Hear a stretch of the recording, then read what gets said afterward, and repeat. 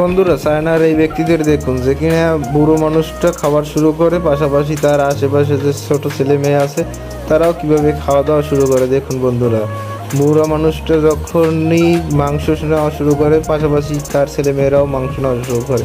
যখন ডিম নেওয়া শুরু করে, পাশাপাশি তার ছেলেমেয়েরা ডিম নেওয়া শুরু করে। দেখতেই পাচ্ছেন যে একটা মাংসের বিজনেসে তারাও সবাই নেওয়া শুরু করছে। আসলে বন্ধুরা, এরা এরকমের কেন জানুন?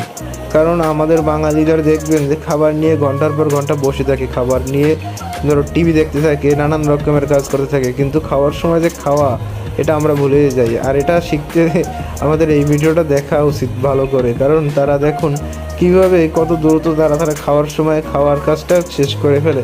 বন্ধুরা, পরিবারের সবাই একসাথে খাওয়াই উচিত, তা না হলে খাবারের ওই রকমের গুরুত্ব থাকে না। বন্ধুরা, সবাই এই ভিডিওতে একটা লাইক দিয়ে যাবেন, আর যারা যারা পরিবারকে ভালোবাসেন তারা অবশ্যই চ্যানেলটি সাবস্ক্রাইব করে আপনার সুন্দর নামটি কমেন্ট করে যাবেন।